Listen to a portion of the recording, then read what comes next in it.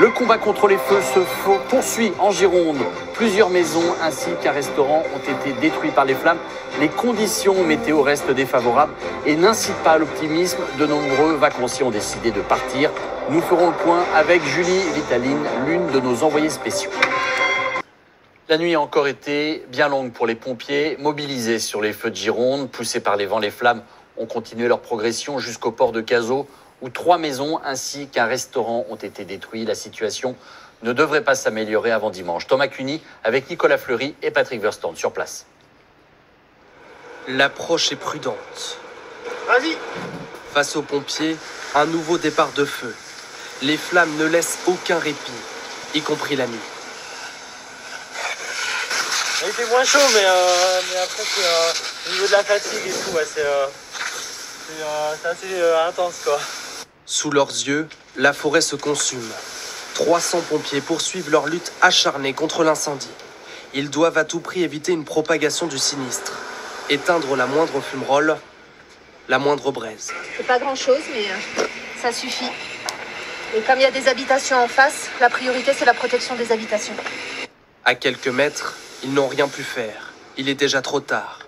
7 maisons et un restaurant ont été ravagés. Ici, sur ce secteur, c'est d'éteindre tout ça, de finir l'extinction de tout ça.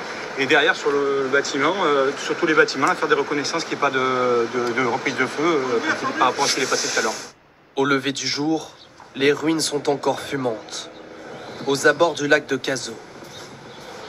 Ici, seul ce menu indique la présence d'un snack désormais totalement détruit.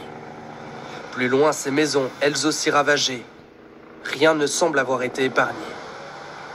Hier, les flammes ont encerclé le port de plaisance de Cazaux, faisant craindre le pire pour les plaisanciers. Ils sont ce matin rassurés. On est venu voir et les bateaux, bon, ça va globalement dans le port. Il y a des flamèches, c'est tombé à l'arrière des bateaux. On vient de les nettoyer et tout se passe bien. On croyait que ça serait bien pire que ça. À Landiras, le deuxième incendie girondin, des dizaines d'habitants ont été évacués et pris en charge ici, dans cette salle communale. La plupart réveillés en pleine nuit, avec quelques minutes pour préparer ses affaires et fuir. Voilà justement, donc à quelques kilomètres de là, l'autre foyer parti de Landiras reste également hors de contrôle.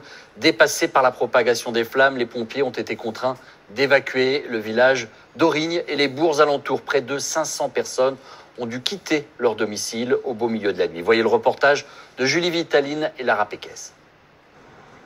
Dans la petite commune, des maisons désertées et un inquiétant nuage de fumée. Face au feu galopant, Aurigne s'est vidé de ses 180 habitants hier soir.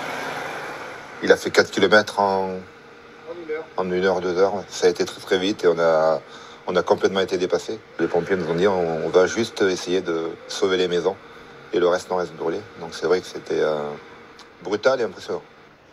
8 heures du matin, nous croisons cet habitant revenu pour nourrir ses poules. Il a dû partir dans la nuit avec le strict nécessaire. Du coup, le temps de charger quelques affaires, des papiers, prendre les clés de voiture, prendre les voitures, et puis on est parti. Mais en arrivant aujourd'hui, il tombe sur un impressionnant incendie, tout près du jardin de ses voisins. Nous, on habite en face de cette maison-là, qui est pas crépi. Et en fait, je suis allé voir, et ça part même là-bas, ça part. Donc ça part tout le long. C'est pas grave, les bois, c'est que des bois, même si c'est embêtant, mais c'est les maisons. Quand tu as ta maison, avec tout ce que tu as fait, tous les travaux que tu as fait et tout, puis tu n'as plus de maison, tu perds tout. Alertés par les riverains, les pompiers débordés se mettent en place pour éteindre les flammes qui menacent directement les habitations. Notre mission, c'est de rester près des maisons, d'empêcher que ça arrive aux maisons, quoi. Un village cerné par les reprises de feu. Depuis hier soir, 800 hectares de pins ont brûlé sur la commune. Les flammes les plus éloignées des maisons comme celle-ci ne sont pas encore traitées par les pompiers. Ils m'ont dit si vous avez un seau d'eau, quelque chose, éteignez-le, ça sera bien. C'est mieux que rien, quoi. Après, moi, je fais avec mes moyens. Une course contre la montre s'est engagée. Il faut venir à bout d'un maximum de reprises de feu avant le retour du vent et des chaleurs extrêmes cet après-midi. Et c'est Julie Vitaline que l'on retrouve en direct de Landiras. Bonjour Julie, on a bien compris, les conditions météorologiques et le vent jouent un rôle déterminant et les prévisions ne prêtent pas franchement à l'optimisme. Effectivement, c'est le même scénario qui se reproduit inlassablement ici. En Gironde, le vent se remet à souffler ce midi, les chaleurs, la température grimpe et ce qui va sans conteste, bien sûr, compliquer la tâche des pompiers. Aujourd'hui, ici à Landiras, les flammes continuent leur progression. Près de 4200 hectares ont été détruits à l'heure actuelle par prévention. Près de 500 personnes ont été évacuées cette nuit.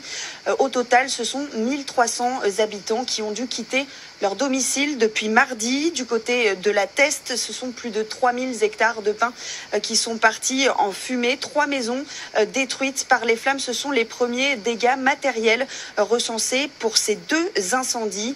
Non loin de là, le département des Landes vient d'être placé en vigilance rouge feu de forêt.